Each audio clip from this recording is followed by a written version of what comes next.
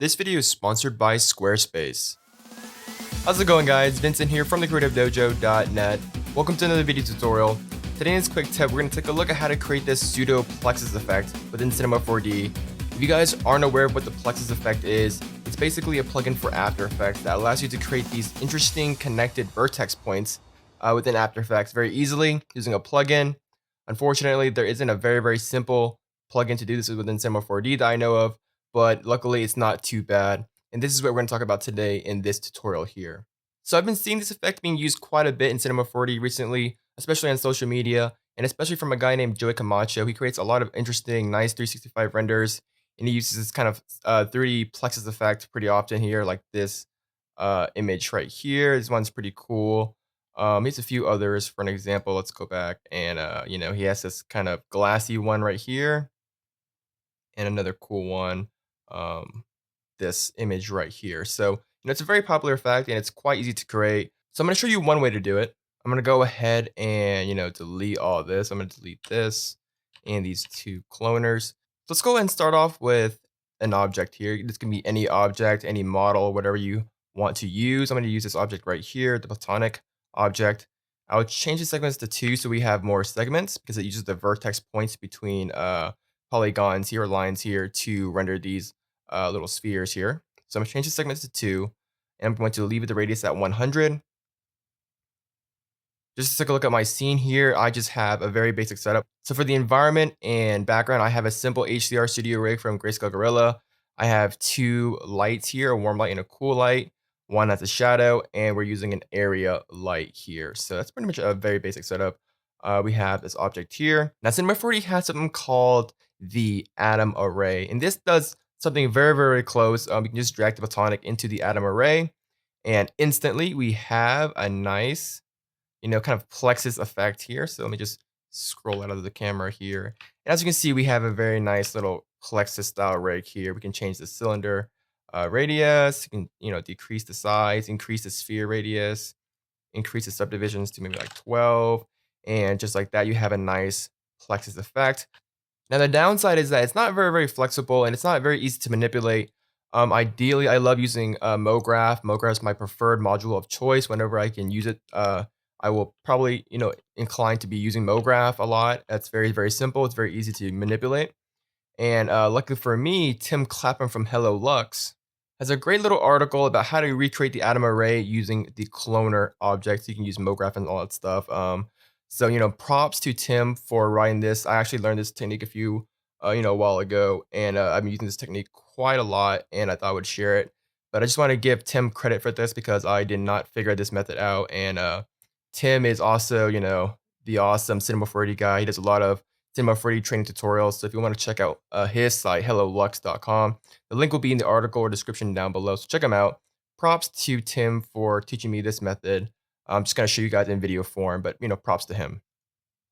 So I'm going to go ahead and delete this atom array here. Let's go ahead and recreate the platonic here.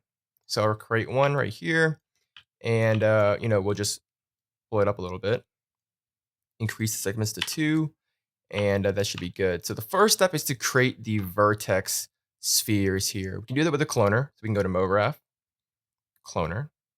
This cloner will be the sphere cloner, and we'll create the object, so the sphere here.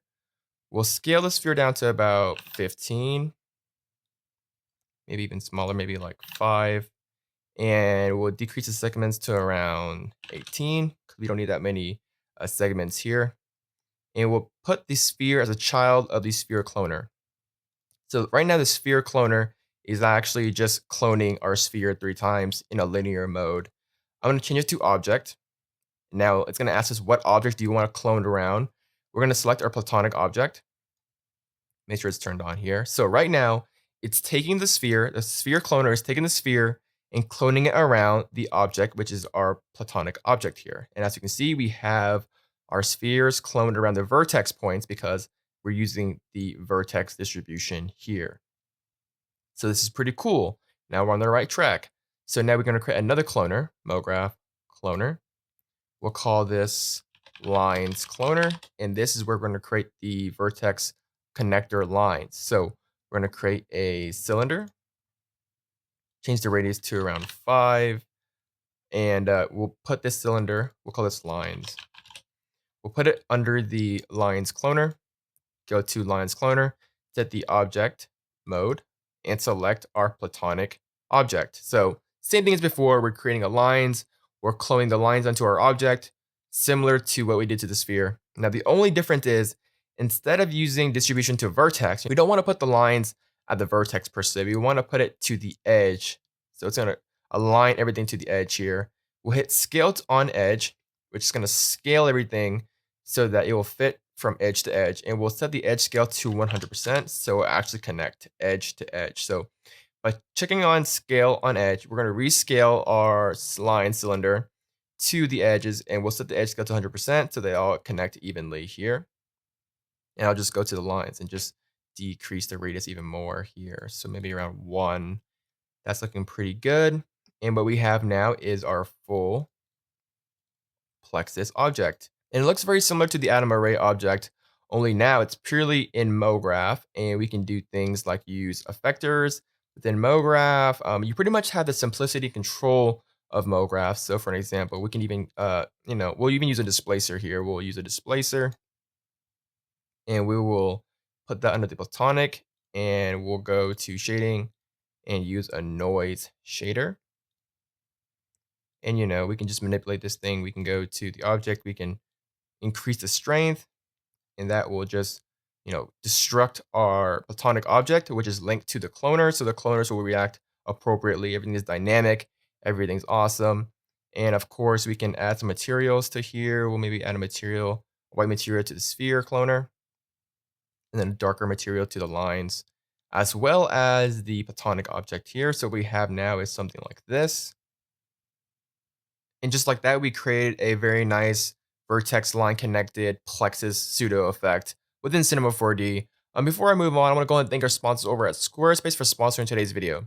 Squarespace is a place to be if you want to create an awesome website, whether it's for your online business, store, or portfolio. Squarespace is the place to be. They have amazing, beautifully designed templates, professionally crafted, completely customizable. They have a live drag and drop builder so you can edit your pages very easily without any technical knowledge. It's very easy to use. They have awesome support. I like Squarespace so much that I actually use it for my own personal website portfolio. Best of all, Squarespace is very affordable. Starting at just $8 a month, you can get a website up and running right now, as well as a free domain name for up to a year. You can start your free trial by going to squarespace.com/dojo. And when you're ready to check out, make sure you use the promo code DOJO to save 10% off your order and support the dojo. So check it out, squarespace.com/dojo. Squarespace. So that's pretty much it, guys. This is pretty much how you create a pseudo Plexus effect within Cinema 4D. You can get more intricate with this. You can use more effectors. For an example, you can use the random effectors. You can use the shading effector, the sound effector to create audio reaction, stuff like that. There's a lot of other cool things that you can do without really having to use a lot of technical knowledge like Espresso to link up things with the matrix object and stuff like that. So by using Mograph, you can create this very easily with a lot of controls without all the complications of Espresso and stuff like that. So it's a pretty cool method. Thank you, Tim, once again for showing this method to everyone. Check him out at hellolux.com. That's pretty much it for this quick tip, guys. My name is Vincent Wynn from the Creative Dojo, and I'll see you guys next time. Bye, guys.